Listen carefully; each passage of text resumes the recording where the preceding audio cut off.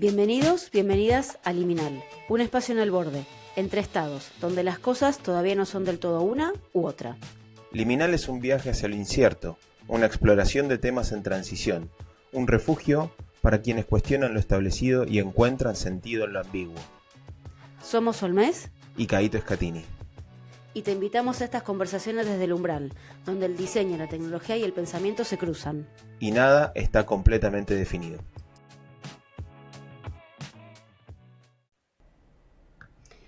Bueno, ¿cómo estás, Caito? Buenas, ¿cómo andás, Sol? Buen día. Bien. Bueno, a ver, vamos con el tema que nos convoca hoy. Dale. A fines del año pasado, la gente de UX Design CC, que es un blog que probablemente muchos conozcan, Ujú. muchos de la comunidad de diseño conozcan, sacó, como todos los años, su State of UX. Y en realidad ahí dicen que este va a ser el último, porque justamente el estado en el que está UX es tan malo que ya no hay estado, ¿no? Este reporte lo hacen desde el 2016 y ellos dicen que nada, que justamente por la situación en la que está todo, va a ser el último. Leyendo el reporte, bueno, que vos también lo leíste, encontramos varias cosas interesantes y justamente nos pareció que valía la pena conversarlas entre los dos, porque como cada uno de nosotros llega el diseño desde lugares distintos, sin ninguno de nosotros ser diseñador, pero participando en el mundo del diseño de alguna manera, estaba bueno que conversáramos entre nosotros y con todos en general, ¿no? Sí, Así que nada, el episodio de hoy se va a tratar de eso. excelente. Bastante crítico, ¿no? Arranca el... Este es el último que hacemos porque esto se muere. Vamos a ver de qué trata.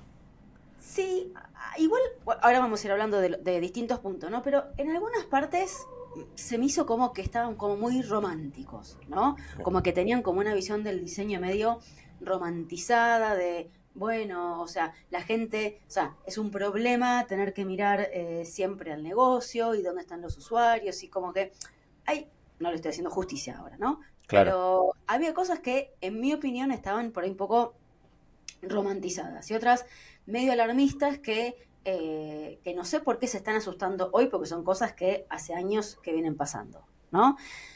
Igualmente, el primero de los puntos que traen sí tiene que ver con cosas que están sucediendo ahora porque tiene que ver con la inteligencia artificial, ¿no? Bien. En uno de los primeros puntos, ellos dicen, y hago una cita textual traducida, estamos entregando nuestros diseños a Figma mientras ellos entrenan a su IA.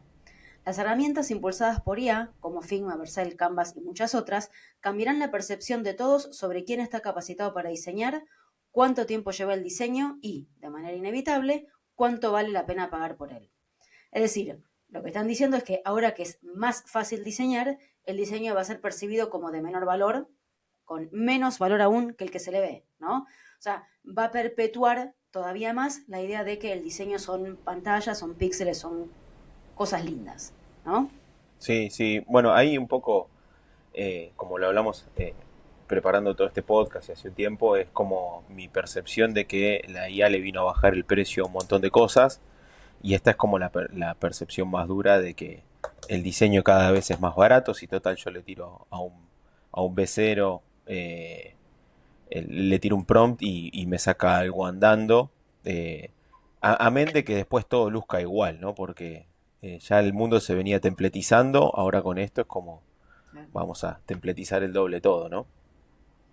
Sí, o sea, igual para mí hay que distinguir, acá hay dos puntos a distinguir, ¿no? Por un lado, la herramienta, el tech stack, y yo sé que de eso tenés bastantes cosas para agregar, Ujú. pero por otro lado es el valor que uno aporta con las herramientas, ¿no? Es decir, no solamente la herramienta, sino lo que hay detrás de esa herramienta, que es uno, ¿no?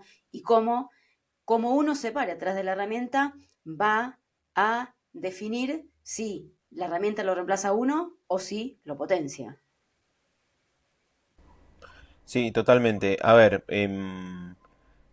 hablando un poco de cuando mencionabas las tecnologías, ¿no? De qué tecnologías hay ahora disponibles para meter inteligencia artificial y acelerar el diseño y o barra reemplazar al diseñador o en algo que vamos a hablar un poquito más adelante, es estos roles mixtos, ¿no? De por ahí un product manager, un product owner limitadas capacidades de diseño o un frontender con muchas habilidades estéticas puede empezar a hacer cosas. Pero para nombrar un poco, como en volumen, ¿no? Todas las herramientas que hay, está Figma, Vercel, Canva, Adobe XD, Adobe Photoshop, Axure, Sketch, Marvel, Framer, Fronty, Dora, MUI, Chakra, Mock Plus, Visualize, Attention Insight. Hay unas chinas que llaman Coco. Mucho, Magic Patterns, UX Pilot. Hay un montón y en mi experiencia he estado de cerca en esta parte, ¿no? De qué barato que es el diseño y qué rápido que es arrancar con B0 y Lovable y Bolt.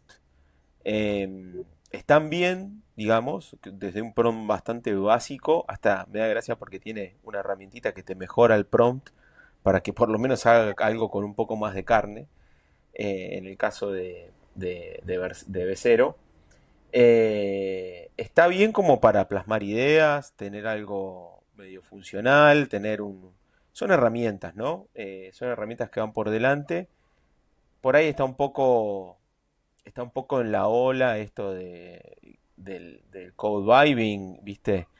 Eh, Me encanta. y entonces creo que cumplen una función que todavía está muy difusa, cuál es el output y el valor agregado, porque al final del día, y en mi experiencia, eh, es que no puedes tener un producto final con estas herramientas. Hay mucho más que hacer de fondo, ¿no? Entonces, es esto de no poner la herramienta por delante de todo. Sí, hagamos una pequeña pausa y expandite un poquito más en el tema del vibe coding que sé que te encanta. Dale, dale. Bueno, a ver, el bytecoding coding es algo que está bastante de moda, que es programar sin programar. No te digo que estoy en contra de esto, pero estoy en contra en la extrema derecha de esto, digamos, ¿no? Es como en que ya no hace falta saber programar para poder programar. Y un poco hace muy poquito, contextual a cuando estamos grabando, uno de los episodios del newsletter que tengo, principalmente sobre tecnología e innovación, le pegamos un poquito al bytecoding, donde pareciera haber una sensación de que programar, ahora cualquiera puede programar, pero de vuelta, en mi experiencia no es completo. Haces cosas muy buenas, haces cosas muy flashy, en un par de clics casi que lo tenés con Vercel y B0 desplegado porque son herramientas de la misma empresa. Entonces terminas de armar uno, te lo llevas a Vercel y en Vercel desplegás, y te queda algo con una URL para que lo acceda cualquiera, con muchos circuitos integrados, con muchas cosas andando, ¿no? Este, pero de vuelta, también no está bueno hasta un punto. Después hay un momento donde decís necesito un humano. Y después también nos pasó estar desarrollando con Cursor, que es otro copilot, pero este está más pegado al lado del código. Que el copilot, mientras más avanzada es la inteligencia artificial que le pones, más se acelera hacia ir hacia la tarea. Y por ahí vos le querés cambiar de orden unas cajas y el tipo agarra y te mete 500, 600 líneas de código para reestructurar todo.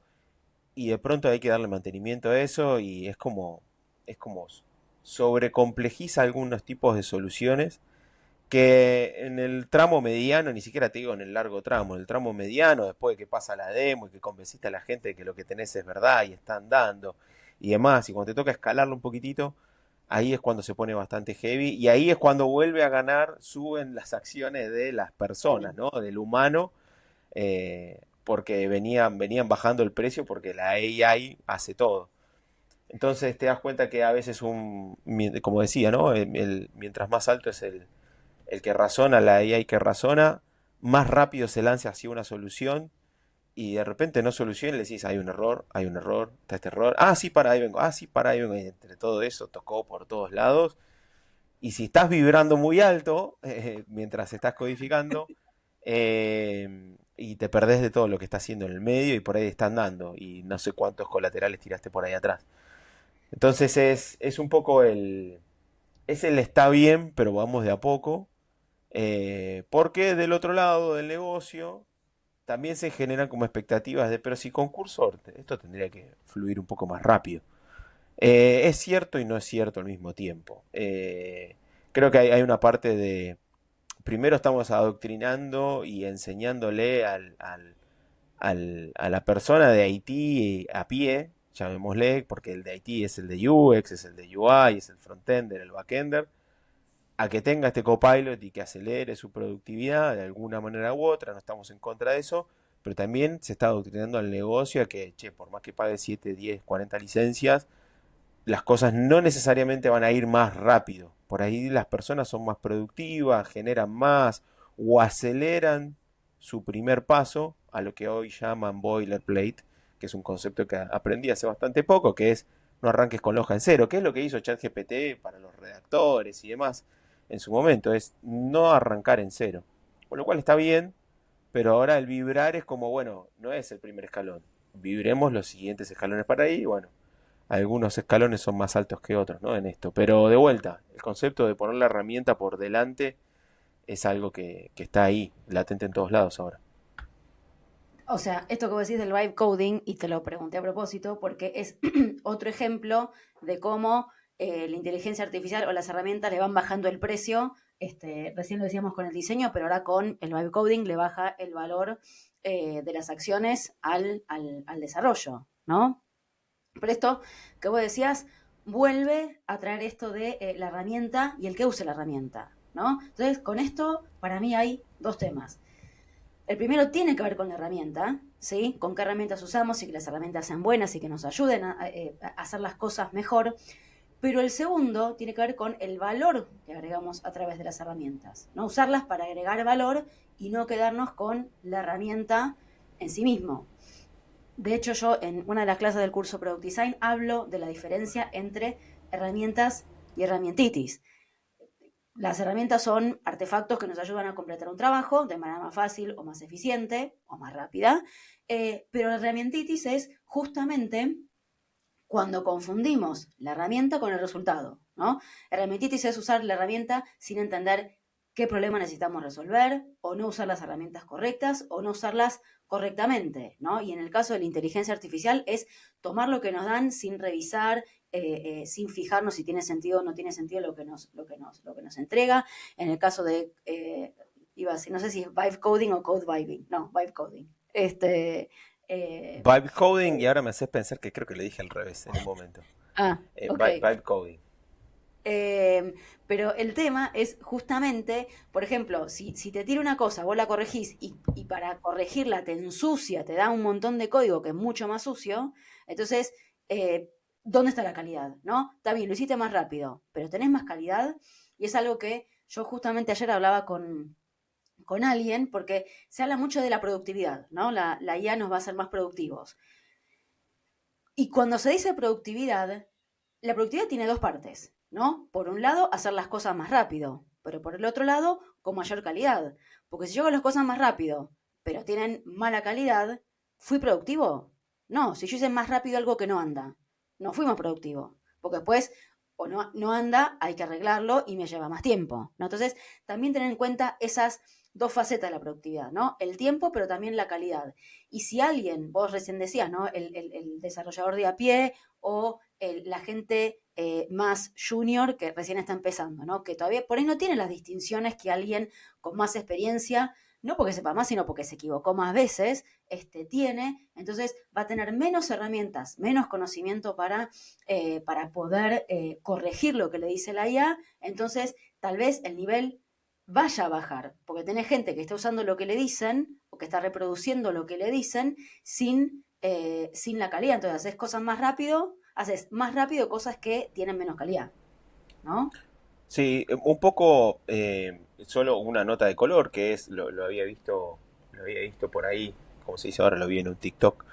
Eh, pero no, pero un programador muy conocido en el ambiente, que lo que dice es, una LLM está entrenada con texto, con grandes corpus de texto. Dice, lo que abunda en términos de código y corpus de textos de código, lo que abunda es código malo. Entonces, Total. la AI está todo bien, sabe codificar, es más fácil un lenguaje de programación por las características del lenguaje de programación, las cosas estructuradas, pero dice, está entrenado con la mayoría de datos no tan buenos, por no decirles malos, pero está del otro lado de la curva del código bueno, o sea, está más arrimado hacia el código malo. Entonces lo que dice, los resultados producidos por la AI, si está entrenado con código malo, va a ser código malo. Claro. Entonces, y ahí es cuando yo veo la urgencia de Sonnet 3.7, que cuando le decís agregame este botón, tocó por todos lados, hizo de todo y agregó muchísimo código. Pero bueno, una cosa no quita la otra. Así que bueno, veníamos hablando de esto para no anticipar otros temas, creo que, porque siempre una cosa te lleva a la otra, ¿no? Creo que hay un hilo conductor entre todos los puntos que mencionan estos de UX Design. Tenemos el segundo punto, que también leo textual. Entregamos nuestros sistemas de diseño a los equipos de growth para que puedan exprimir hasta el último centavo de los clientes. La búsqueda del crecimiento está eclipsando la búsqueda del significado. Esto es como la parte más romántica de todo este análisis. Que acá creo que es como que siento que les robaron el alma, ¿no? Como que entregaron todos sus papeles y se vendieron. Sí, a ver, las empresas no son ONGs, ¿no? O sea, vos tenés que crecer. De hecho, bueno, justo el otro día también estaba leyendo el caso de Spotify, ¿no? Que creo que desde el 2010 que empezó a funcionar, recién el 2024 fue el año, tuvo su primer año entero de profit, ¿no? Porque el foco lo estaba poniendo en crecer, crecer, crecer. Entonces, está tan mal, si vos tenés plata que te entra sin tener que ser profitable, ¿no? Está tan mal, porque además, a ver, las empresas no son ONGs, ¿sí? Entonces, no sé si está tan mal esto del crecimiento. Mientras crezcas de manera ética, ¿sí? O sea, mientras no, porque bueno, y también podemos discutir algunos puntos éticos de Spotify, ¿no? El pago de los artistas, de cómo les pagan, etcétera. Pero, digamos, más allá de eso, que no deja de ser menor, ¿sí? La empresa tiene que crecer, para eso está, ¿no? Entonces, por ahí es, qué sé yo, no sé, no sé, vuelvo a esto, las empresas no son ONGs. Sí, sí, a mí me hace pensar que es como que hay una cuestión filosófica del UX que le sangra la herida, de decir de tenemos las mejores herramientas para generar insights y hacer que el negocio funcione de una manera más comprometida, con más engagement de cara al usuario, pero esas herramientas traspasaron la barrera del UX y ahora el growth las está haciendo para sacarle plata a dos manos a las personas.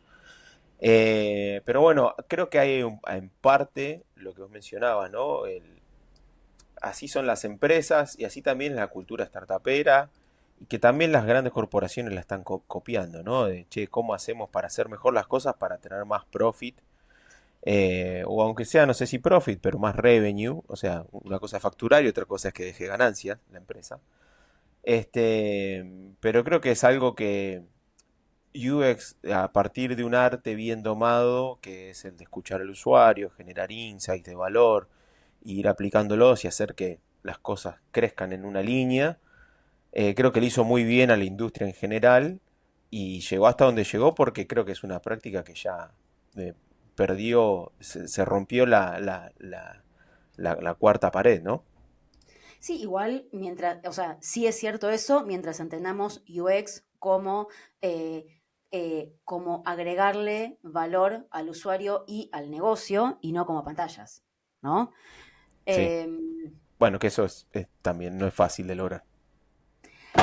Y esto justamente nos trae al tercer tema de conversación o al tercer punto de lo que queríamos hablar respecto al reporte que dice, otra vez citamos textual, estamos cambiando la empatía por algoritmos. La personalización se ha vuelto tan compleja que ahora está fuera del control humano y puede generar burbujas de información, perspectivas distorsionadas y consecuencias que no podemos prever. Poco a poco estamos reemplazando la investigación de usuarios por pruebas A/B automatizadas y, gradualmente, dejando que los datos tomen decisiones en nuestro lugar. Acá es cierto que se está usando tecnología sin pensamiento crítico, ¿no?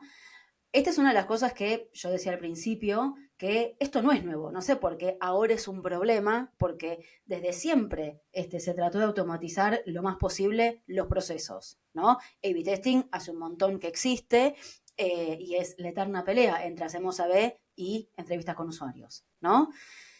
Pero sí, acá yo destaco la primera parte de esta cita, que es que se está usando la tecnología sin pensamiento crítico, ¿no? Esto es un poco lo que hablábamos antes. Y esto genera temas de éticas. De hecho, así como surgió la bioética en las áreas de salud, cuando empezó a incorporarse la tecnología en las áreas de salud, ahora hay, de hecho, toda una rama que estudia la ética en la tecnología que se llama tecnoética, ¿no? Y también, otra vez, hay cosas importantes a destacar, que es, por un lado, el pensamiento crítico en el uso de inteligencia artificial, ¿no?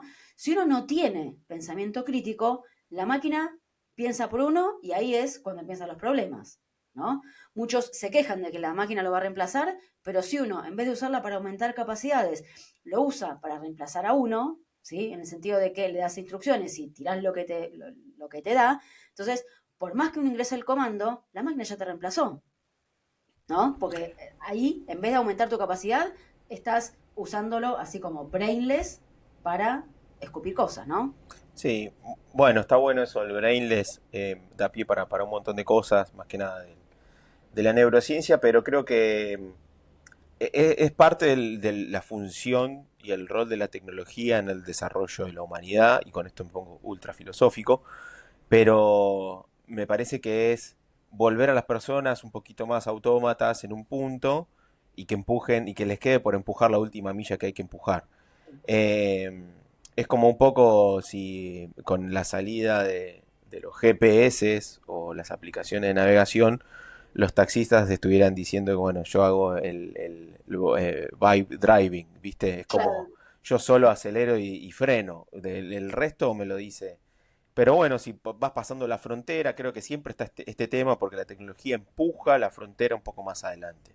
Si antes el taxista se tenía que memorizar todas las calles, después vino la guía T y ahí se me caen unas cuantas sotas o la guía Filcar y después le pongo el GPS y después viene el auto autónomo, entonces bueno, hay un momento donde el humano desaparece en funciones en todo esto y la tecnología viene a ser se comoditiza cada vez más, ¿no? Mientras más capas arriba vos pones, más se va planchando lo de abajo y más accesible es.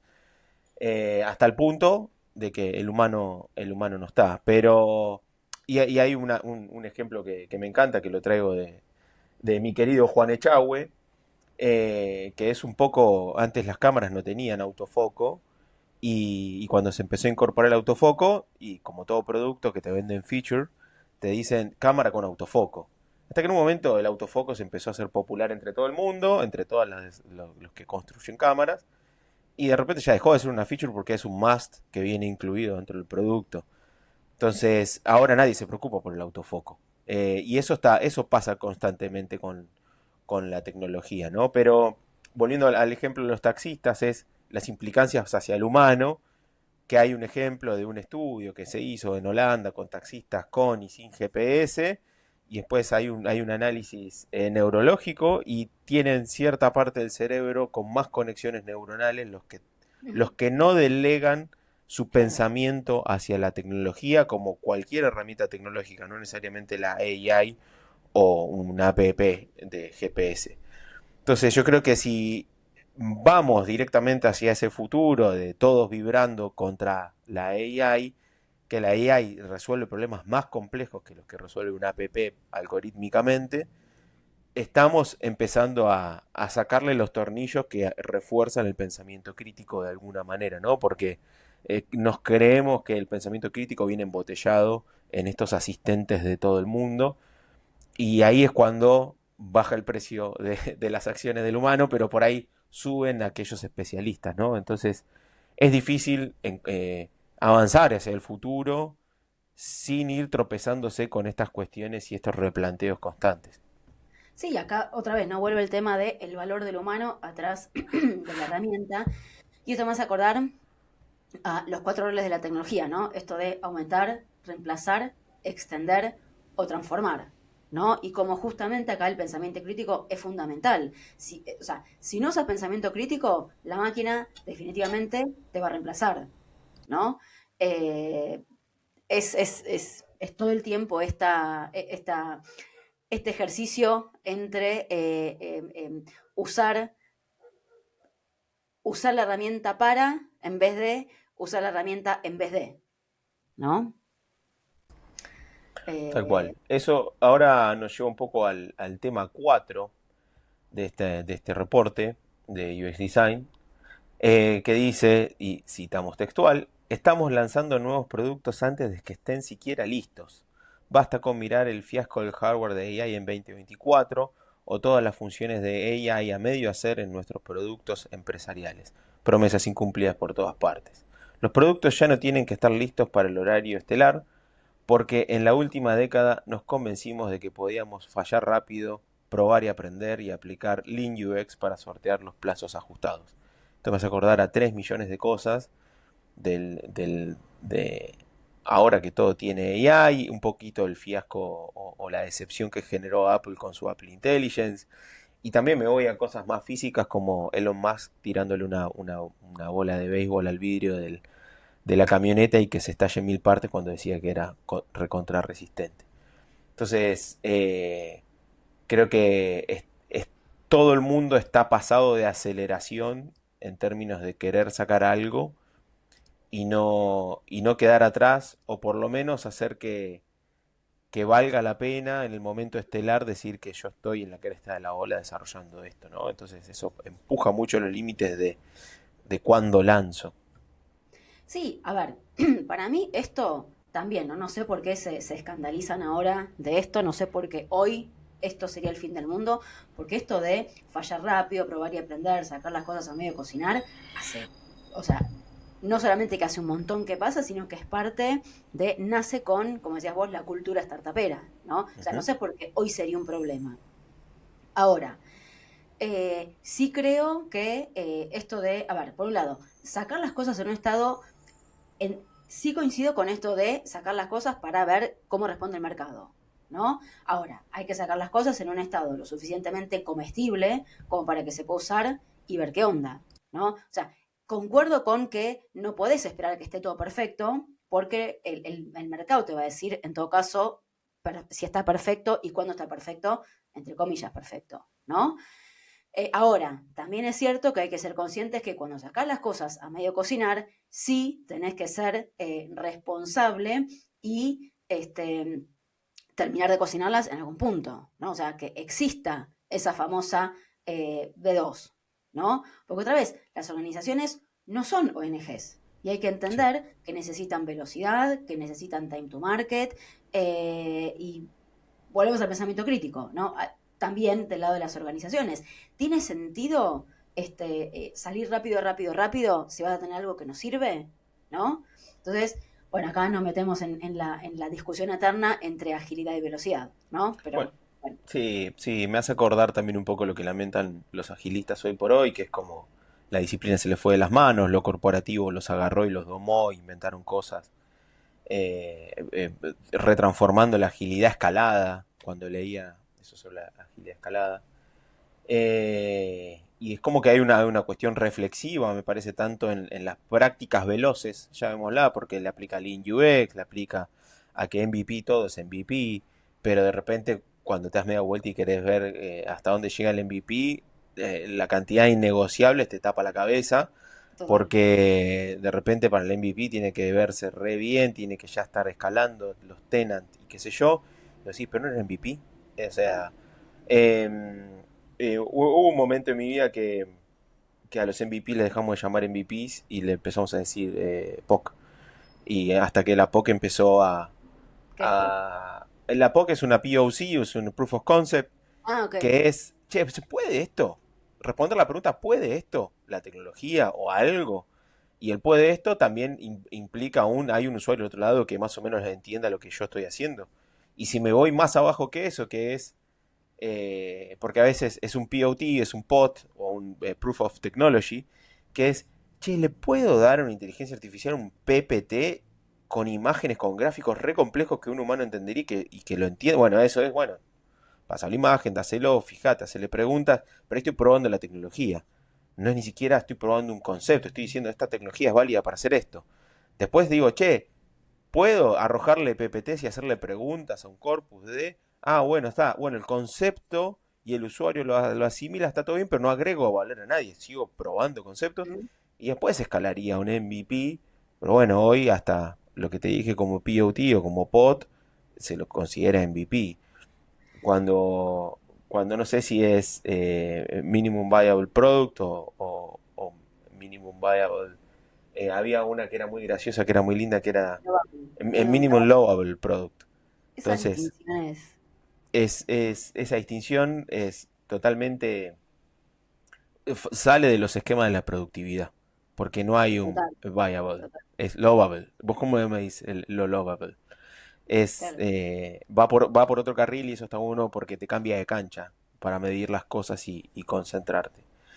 Pero Perdón, bueno, perdón, sí. una pequeña nota de color respecto del Ujú. POT, Proof of Technology.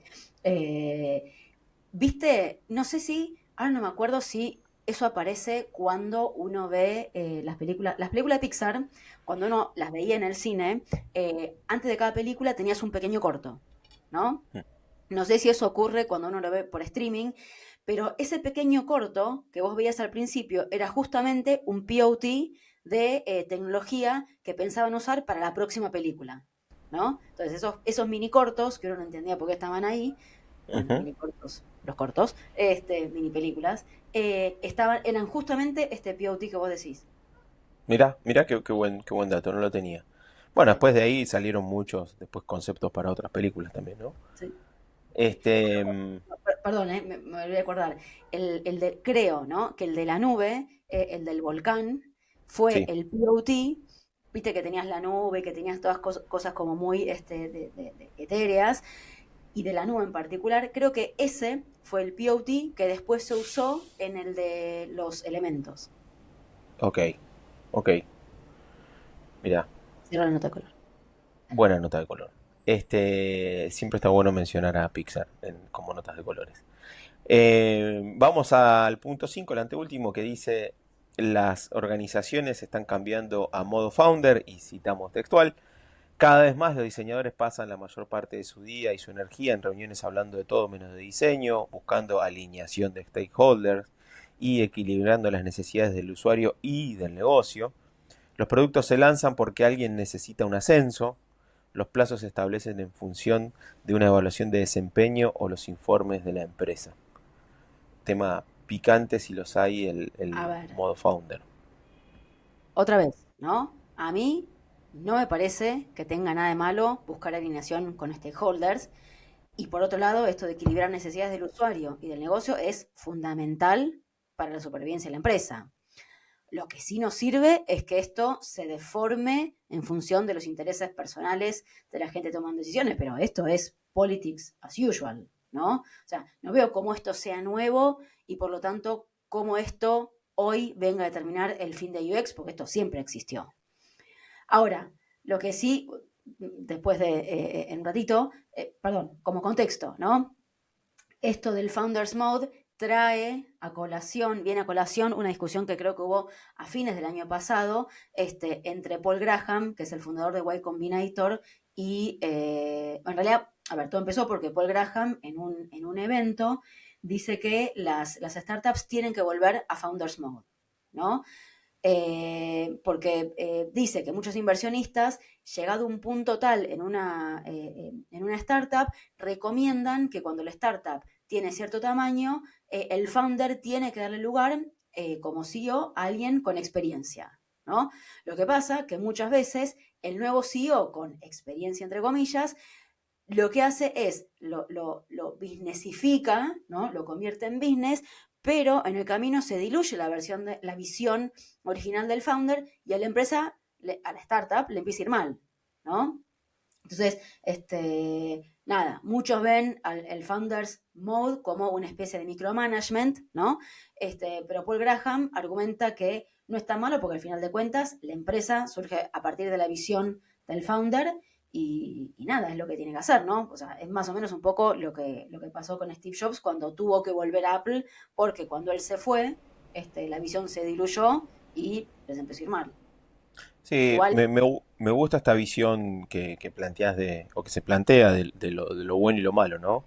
Yo creo que desde el artículo plantean como lo malo, como diciendo, che, hay blurry lines entre todos los roles, diseñadores hablando de negocio, gente de negocio pidiéndole cosas a la AI para que haga Figma más rápido, como todo un paso medio solapado entre roles, que es apuntar a acelerar, ¿no? Y si el founder viene y te vibra, hace byte coding y te acelera un claro, algo, es como se está metiendo en otra área que no corresponde. Pero por el otro lado, que también me parece que está bien, que es el que tiene el obviamente. empuje es el CEO, ¿no? Como una vez me dijeron en uno de los trabajos que tuve hace unos cuantos años, era, a ver, el que sueña es el CEO.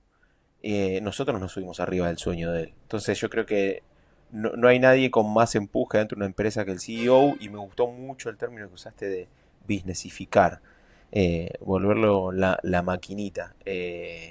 Eso está bueno porque es la contracara del CEO ultraoperativo contra el CEO soñador.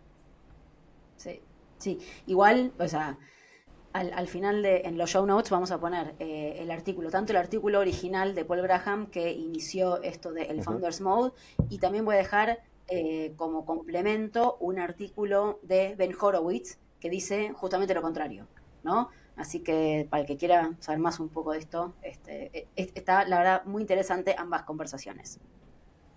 Bueno, nos queda el último. El último, dale. Dale, voy.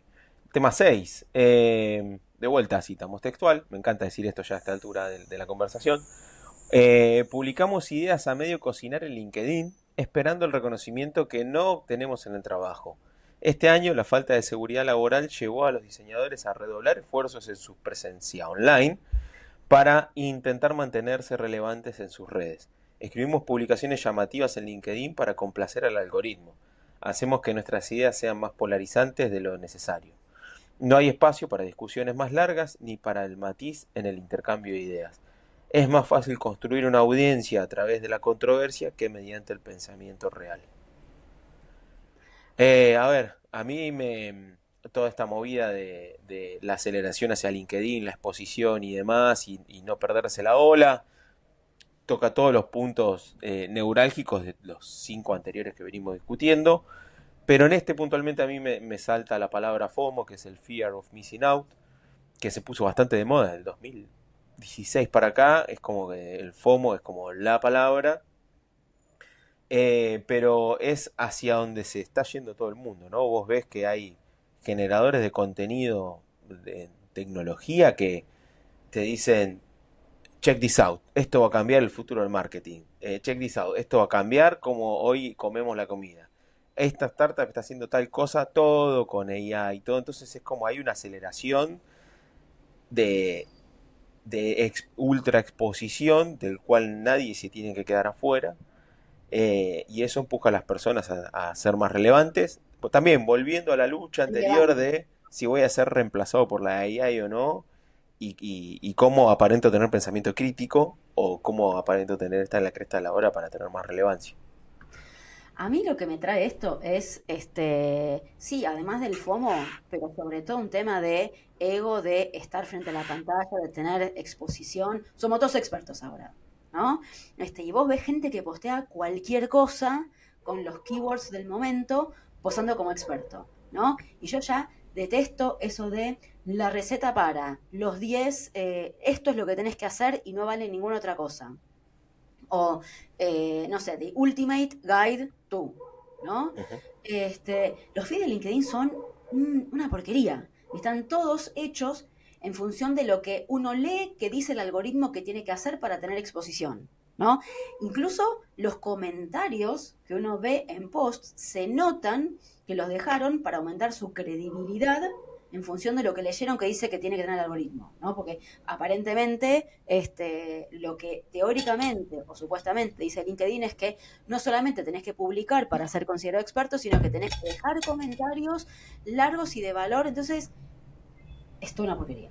La verdad que es toda una porquería. El Eh, punto anterior que decía, estamos alimentando un algoritmo para total. el engagement, creo que Y viene. volvemos a esto del pensamiento crítico, ¿no? O sea, tener pensamiento crítico justamente para darte cuenta qué está bueno y qué es una porquería, ¿no? Y acá, otra vez, los que son más vulnerables y donde está el mayor punto de peligro es la gente que recién empieza, porque esa gente no tiene la experiencia, no leyó todo lo que leímos nosotros porque no tuvo tiempo, por un tema simplemente de tiempo, nomás de kilómetros.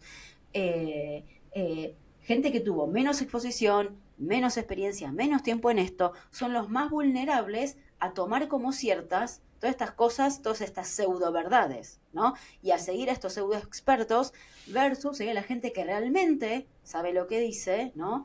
Porque son muchos que no tienen las herramientas para poder distinguir. Y acá no son solamente la gente que recién empieza, hay mucha gente que está en esto, que viene repitiendo. A mí me pasa mucho de ver gente que en vez de aprender y buscar la forma en que esto funciona, buscan la receta, ¿no? Y se te ponen como medio fastidiosos cuando vos le decís, no hay receta, pero esta es la forma de pensar el problema, ¿no? Porque lo que quieren es la receta, dale rápido, necesito salir de acá, ¿no? Ujú, ujú. Sí, sí, sí, sí. Bueno, hemos barrido toda esta reseña, la última reseña de UX Design, porque casi que le están haciendo un velorio al UX. Me parece que la disciplina está totalmente interpolada por la modernidad, está Como interpolada todas, por, como como todas. todas, época de cambio, de transformaciones, me aburro un poco decir desaprender, porque en realidad acá no hay nada que desaprender, hay que aprender, me parece. Ujú. Yo creo que ya Bueno, pasamos la etapa del desaprender y think slow, think fast y todo eso. Me parece que ahora es, che, salió el Excel y lo tenés que usar porque va a estar metido todos los días en tu vida. Estamos más en esa etapa de herramienta, ¿no? es lo que Más dijo, que...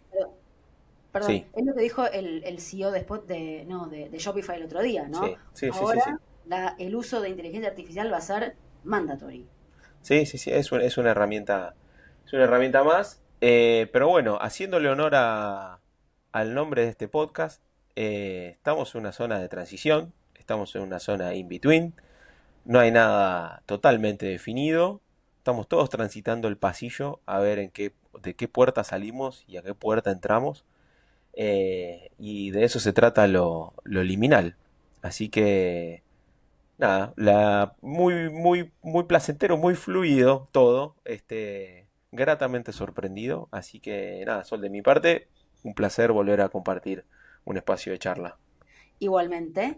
Y justamente para esto, o sea, para que esto tenga más riqueza, porque acá somos vos y yo hablando, pero para que tenga más riqueza estaría bueno que nos dejen, porque hablamos de un montón de cosas muy Sí. controversiales, estaría bueno que nos dejen en los comentarios qué les parece, Ujú. con qué concuerdan, con qué no concuerdan. Léanse en el show notes, vamos a dejar el link ¿cómo se llama? A este reporte para que también, para que lo lean y dejen comentarios. Me parece que es una discusión que da para una riqueza muy rica, ¿no? Así. Claro, y Más como que el- dice el algoritmo, dejen comentarios largos, hagan like, Claro, compartan con claro, amigos, claro. etcétera.